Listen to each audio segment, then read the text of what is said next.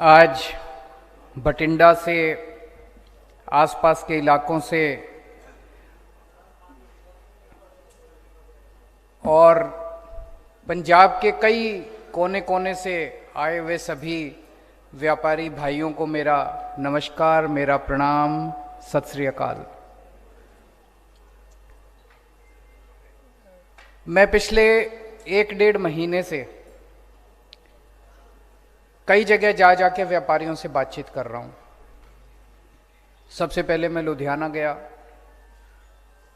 वहां पे भी इसी तरह से कई सारे व्यापारियों से बात हुई।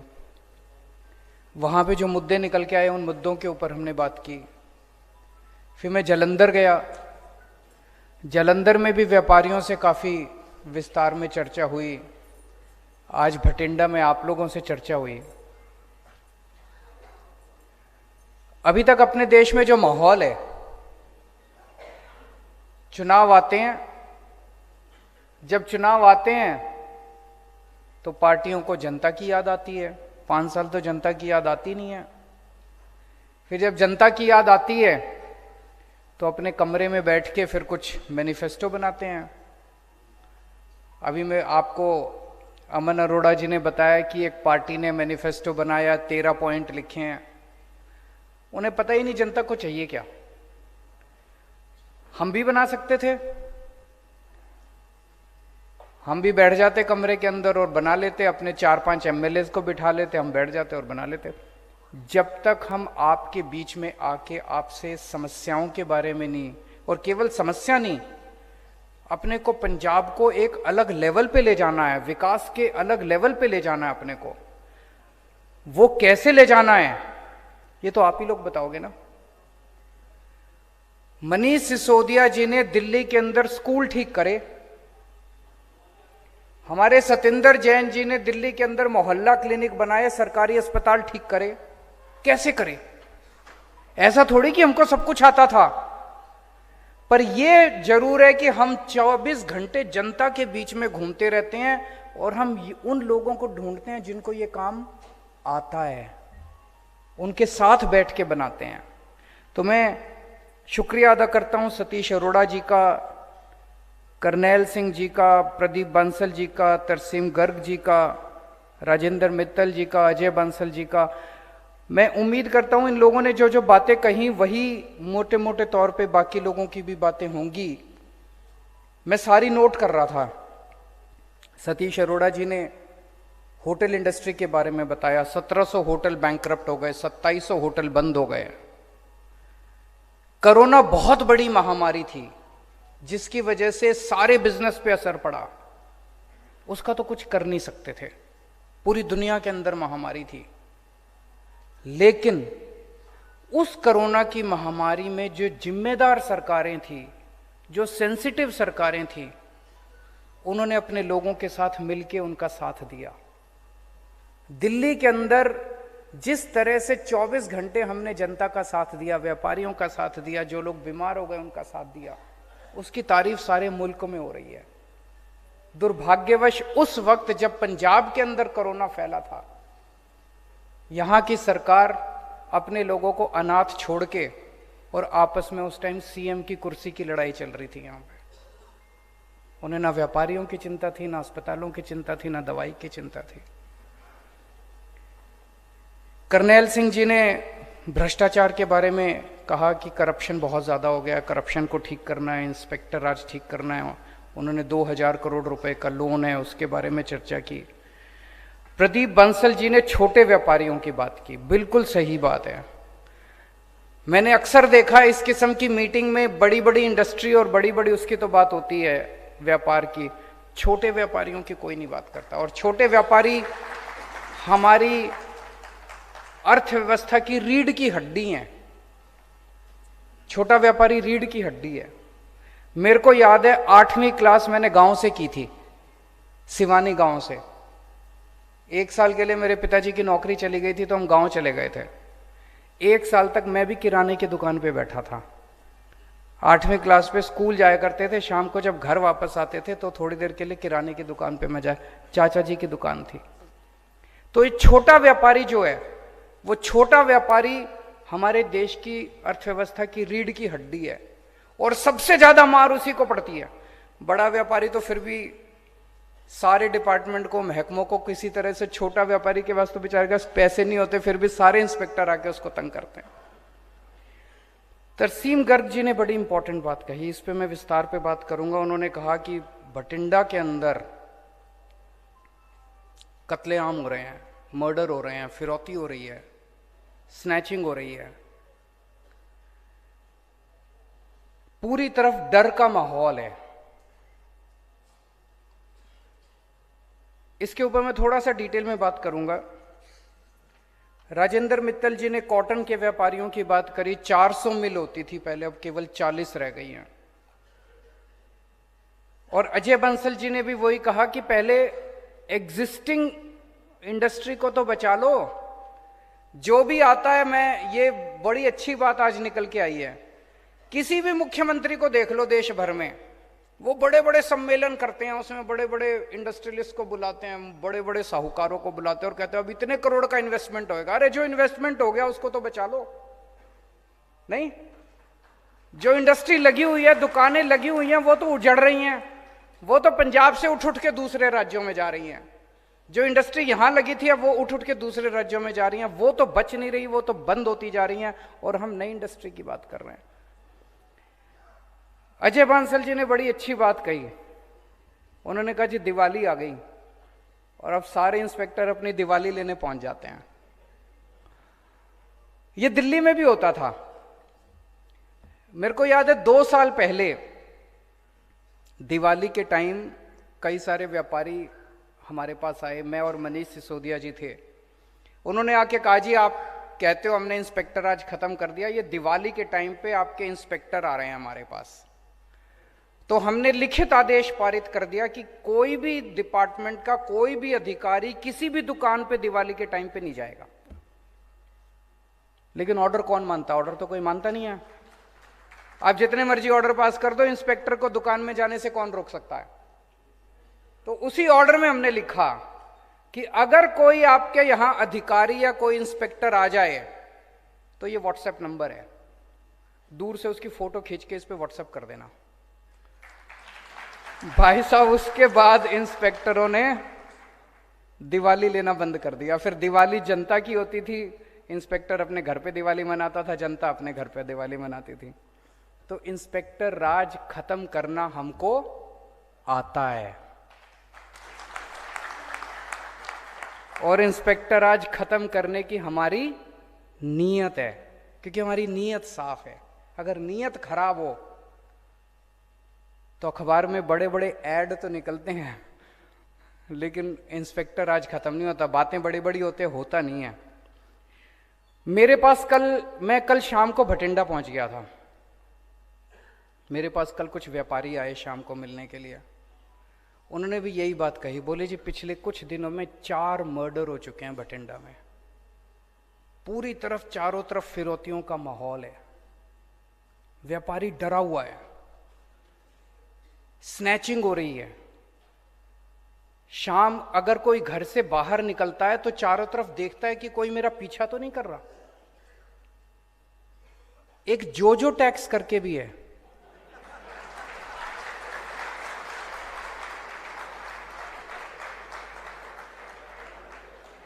है क्या? है।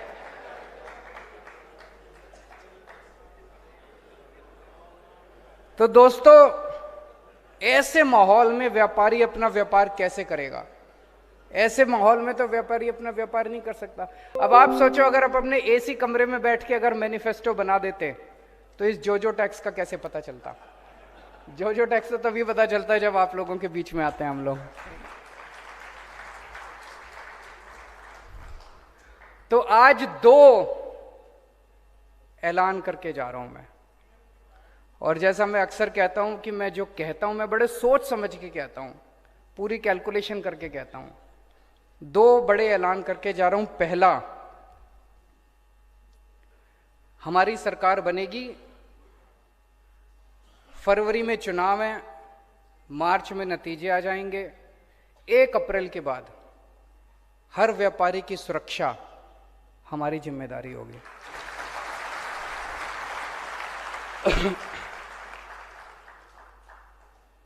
और आज आपको कहने के जा रहा हूं, उसके बाद डरने की जरूरत नहीं है। ऐसी व्यवस्था पैदा करेंगे, जैसा मैंने कहा मनीष सिसोदिया जी ने बस व्हाट्सएप नंबर दे दिया, उस व्हाट्सएप नंबर को देने की जरूरत थी, उसके बाद किसी की हिम्मत नहीं हुई, किसी इंस्पेक्टर की हिम्मत नहीं हुई। एक और मैं आपको बताता हूं, इसको पंजाब में भी लागू करेंगे। दिल्ली में इन्होंने हमको करने नहीं दिया, शुरू में हमने किया था।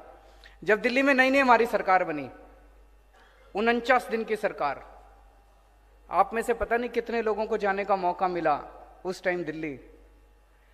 भाई साहब, दिल्ली के अंदर रिश्वत कम नहीं हुई थी, बंद हो गई थी रिश्वतखोरी। मैंने सबको बोला, ऐलान कर दिया, होर्डिंग लगा दिए चारों तरफ कि अब अगर आपसे कोई रिश्वत मांगे मना मत करना, अपना मोबाइल फोन निकाल लेना, उसकी रिकॉर्डिंग कर लेना, और ये मेरा व्हाट्सएप नंबर है, पर्सनल व्हाट्सएप नंबर दे दिया, अपनी रिकॉर्डिंग करके और मेरे को भेज देना। अब तमाशा देखो, किसी दफ्तर में कोई जाता था, अफसर कुछ उसको कहता था, वो कहता था फोन निकालूं, फोन निकालूं, मेरे को कुछ करने की जरूरत नहीं पड़ी, अपने आप पूरे 49 दिन की सरकार थी, 49 दिन में जितनी शिकायतें आई, 32 अफसरों को मैंने जेल भेज दिया। हड़कंप मच गया पूरे दिल्ली के अंदर, हड़कंप मच गया। अफसरों ने पैसे लेने बंद कर दिए, ट्रैफिक पुलिस के अंदर पैसे लेने बंद कर दिया, सबने सब, कोई ताकत देखो आम आदमी के अंदर कितनी बड़ी ताकत आ गई थी। लोग कहते थे फोन निकालूं, लेकिन जब हमारी 49 दिन की सरकार गई तो वो फिर सारे अधिकारी पहुंचे, बोले अब 4 गुना लेंगे तुमसे, बुलाओ अपने केजरीवाल को। लेकिन फिर आके दोबारा ठीक किया, फिर केंद्र सरकार ने हमारी एंटी करप्शन ब्रांच छीन ली, हम जो कर रहे थे वो कर नहीं पाए। लेकिन अब पंजाब फुल स्टेट है, पंजाब के अंदर ये सब लागू करेंगे, हमको करना आता है। तो सबसे पहली चीज, हर व्यापारी को सुरक्षा हमारी जिम्मेदारी है, हर व्यापारी को सुरक्षा देंगे, डरने की जरूरत नहीं है, डर डर के व्यापार नहीं करना, खूब तरक्की करो। आजकल एक व्यापारी सोचता है यार ज्यादा व्यापार बढ़ गया तो फिर ये आ जाएंगे तंग करने के लिए, है कि नहीं है? वो सोचता है इतना जितना है इतना ही बना रहे, बच्चों की रोटी रोजी रोटी चलती रहे, ज्यादा बढ़ाने। अब ऐसा नहीं होगा। 1 अप्रैल के बाद आप तरक्की की अभी प्लानिंग कर लो सारी, कि 1 अप्रैल के बाद क्या करना है, सारे जने बैठ के प्लानिंग कर लो, बड़े बड़े प्लान बनाओ, हमें तरक्की चाहिए। अब किसी व्यापारी को तंग नहीं किया जाएगा। जितना ये लूट खसौट है ये बंद करेंगे, अपराधियों से सुरक्षा देंगे, आपसी भाईचारा करेंगे, किसी किस्म का बैर, किसी किस्म का नफरत ये नहीं होना चाहिए। आपसी भाईचारा होना चाहिए, अमन होना चाहिए, शांति होना चाहिए, कानून व्यवस्था अच्छी करेंगे। ये सब अगर ऊपर से इशारा चला जाए, कई जो अच्छे पुलिस वाले ना वो बताते हैं, कहते हैं जी जिस दिन पुलिस ठान ले कि हमें अपराध नहीं होने देना, बोले हमारा इंटेलिजेंस सिस्टम इतना तगड़ा है, 1 अपराध नहीं होगा शहर में अगर पुलिस ठान ले तो। और पुलिस की भी गलती नहीं है। पुलिस को कौन कहता है? जो टैक्स वाले कहते हैं। इशारा वहां से आता है। जब नीयत खराब होती है ऊपर बैठे वालों की कि पैसे इकट्ठे करके लाओ, पैसे इकट्ठे कर, फिर एसएचओ भी पैसे इकट्ठे करता है, फिर पुलिस वाला भी पैसे, इंस्पेक्टर भी पैसे इकट्ठे करता है। तो पहली चीज, हर व्यापारी को सुरक्षा देंगे। दूसरी चीज, जैसे दिल्ली में किया, पंजाब के अंदर भी हम आपको एक ईमानदार सरकार देंगे। ये बहुत बड़ी बात कह रहा हूं मैं। आज तक राजनीति के अंदर किसी ने ईमानदारी की बात करी नहीं थी, ईमानदार कोई बचा ही नहीं था, न पार्टी बची थी न नेता बचे थे। भ्रष्टाचार की बातें होनी बंद हो गई थी, सारे ही भ्रष्टाचारी थे। कौन करेगा भ्रष्टाचार की बात? सारे ही चोर थे, सारे ही डकैत थे। पहली बार एक पार्टी आई है जो कह रही है कि दिल्ली के अंदर ईमानदार सरकार बनाइए, पंजाब के अंदर भी आपको एक ईमानदार सरकार देंगे। ये जितने भ्रष्टाचारियों के जाल हैं भ्रष्टाचारी नेता, भ्रष्टाचारी अफसर, इनसे आपको मुक्ति दिलाएंगे। ये जो हफ्ते का सिस्टम है इससे मुक्ति दिलाएंगे, ये जो महीने का सिस्टम है इससे मुक्ति दिलाएंगे, इंस्पेक्टर राज से मुक्ति दिलाएंगे। करके दिखाया है, दिल्ली के अंदर रेड राज बंद कर दिया, इंस्पेक्टर राज बंद कर दिया। और उसके लिए पूरी व्यवस्था जानबूझ के हम लोगों ने ऐसी व्यवस्था बना रखी है कि इंस्पेक्टर राज चलता रहे, पैसे इकट्ठे होते रहे। कानून बदलेंगे, रूल्स बदलेंगे, ऑर्डर बदलेंगे, व्यवस्था बदलेंगे, ताकि इंस्पेक्टर के पास पैसे लेने का कोई जरिया ही ना बचे। और आज कह के जा रहा हूं, यहां पे जो जो टैक्स बंद करेंगे, और उनको भी कह रहा हूं कि अभी बंद कर दो, ज्यादा अच्छा है। तो अब किसी व्यापारी को तंग नहीं किया जाएगा, व्यापारियों को इज्जत बख्शी जाएगी। जिस तरह से व्यापारियों को कहते हैं बिचौलिया है, बिचौलिया है, बिचौलिया है, ये बिचौलिया शब्द बंद किया जाएगा। व्यापारी जो है वो 24 घंटे मेहनत करके कमाई करता है। लुधियाना में और जालंधर में जब व्यापारियों से बात करी तो दो बड़ी चीजें निकल के आई जो मैं कहना चाहता हूं। एक तो ये कि बिजली का पावर कट बहुत लग रहा है, तो पावर कट बंद करेंगे। दिल्ली में भी पहले बहुत पावर कट लगता था, जैसे पंजाब में अभी स्थिति है वैसे दिल्ली में भी स्थिति थी। पंजाब में पावर की कमी नहीं है, पंजाब पावर प्रोड्यूसिंग स्टेट है, लेकिन बिजली फिर भी नहीं आ रही। दिल्ली में भी पावर की कमी नहीं थी, बिजली खूब थी, फिर भी बिजली नहीं आती थी। जब हमारी सरकार बनी पहली बार 7-7, 8-8 घंटे के 2014 में पावर कट लगा करते थे।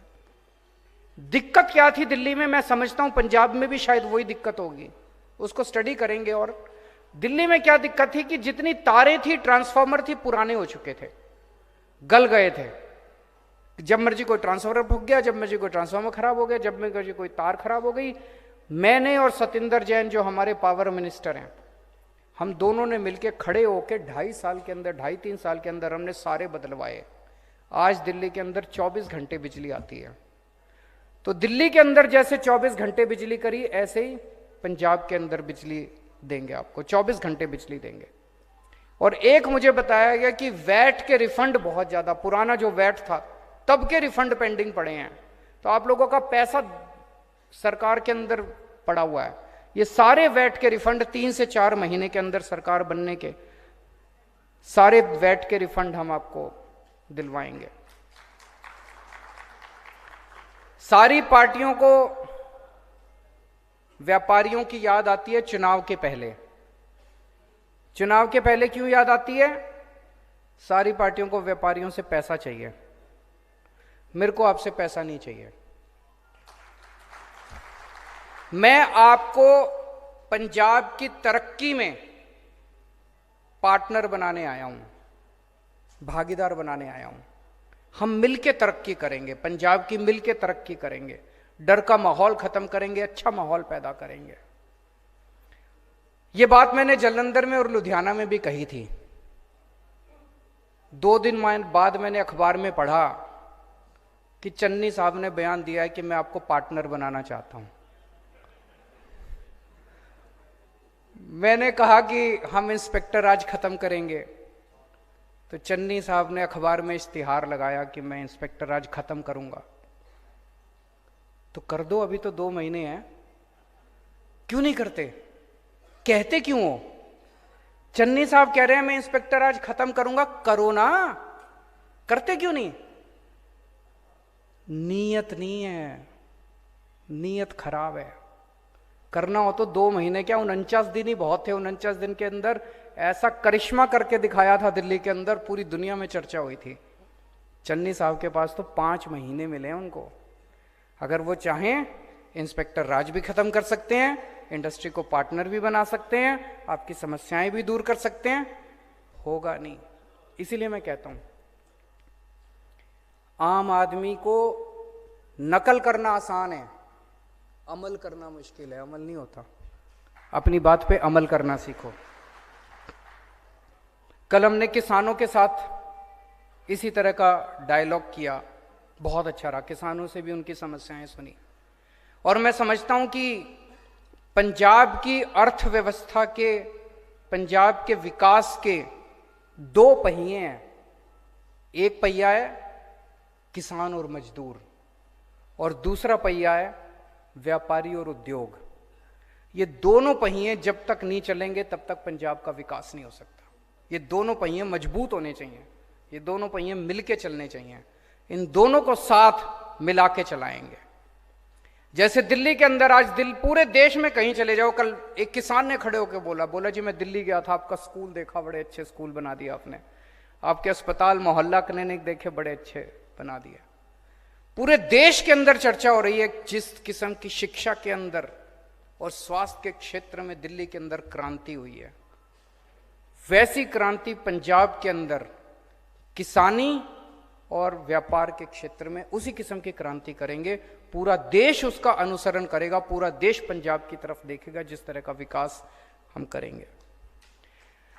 पिछले 70 साल में आप लोगों ने कांग्रेस पार्टी को पता नहीं कितने मौके दिए कि 10-12 बार तो बनाई दी होगी सरकार, और अकाली बीजेपी वालों को भी कितने मौके दिए, उनकी भी कई बार बना दी होगी सरकार। आपसे एक मौका मांगने आया हूं, बस एक मौका आम आदमी पार्टी को देके देखो। दिल्ली के व्यापारी पहले कहा जाता था सारे बीजेपी के होते थे, 5 साल के अंदर सारे आम आदमी पार्टी के हो गए। मैं आपको विश्वास दिला के जाता हूं, आज मैं आपसे मौका मांग के जा रहा हूं, 5 साल के बाद यहां जितने बैठे हैं और जितने बाहर सुन रहे हैं, पूरे पंजाब के व्यापारी आम आदमी पार्टी के मुरीद होंगे। हमने कोई जो टैक्स लगा के या गुंडा टैक्स लगा के या फर्जी केस करके ऐसे लोगों को नहीं डराया, हमने लोगों का दिल जीता है, लोगों के काम करे हैं, लोगों के बच्चों का भविष्य बनाया है, उनके परिवार का ख्याल रखा है। तो पंजाब एक मौका आम आदमी पार्टी को देखे, मैं आपको वचन दिलाता हूं कि सारी पार्टियों का आप भूल जाएंगे, उसके बाद आम आदमी पार्टी को हिलाने वाला कोई नहीं मिलेगा पंजाब के अंदर। आपका बहुत बहुत शुक्रिया, बहुत दूर दूर से आप लोग आए हैं, थैंक यू सो मच। बहुत बहुत धन्यवाद सीएम साहब। सीएम साहब देखो, मेरा रंग दे बसंती चोला, मेरा रंग दे तो पत्थर ਦੇ ਉੱਪਰ ਲਕੀਰ ਹੈ सर, क्योंकि मैं पिछली बार भी 16 ਦੇ ਵਿੱਚ 26/10 ਨੂੰ ਇਸੇ ਪ੍ਰੋਗਰਾਮ ਇੱਥੇ ਹੀ ਪ੍ਰੋਗਰਾਮ ਕੀਤਾ ਸੀ ਵਪਾਰੀਆਂ ਦਾ। ਮੈਂ ਇਹਨਾਂ ਦੇ ਵਿੱਚੋਂ ਐ ਸੋ ਇੱਕ ਬੜੇ ਪਿਆਰ ਨਾਲ ਸਤਿਕਾਰ ਨਾਲ ਹੱਥ ਜੋੜ ਕੇ ਸਿਰ ਝੁਕਾ ਕੇ ਇੱਕ ਪਿਆਰ ਭਰਿਆ ਲਾਂਭਾ ਮੈਂ ਦੇਣਾ ਚਾਹੁੰਦਾ ਮੇਰੇ ਵਪਾਰੀ ਭਰਾਵਾਂ ਨੂੰ ਕਿ ਪਿਛਲੀ ਵਾਰ ਆਪਣੇ ਤੋਂ ਕਮੀ ਰਹਿ ਗਈ, अपने शहरिया व्यापारियों तो कमी रहेगी, जिदी वजह करके नहीं जड़ियां गल्लां च मेरा रंग दे बसंती चोला, मेरा रंग दे बसंती चोला, मेरा रंग दे बसंती चोला हो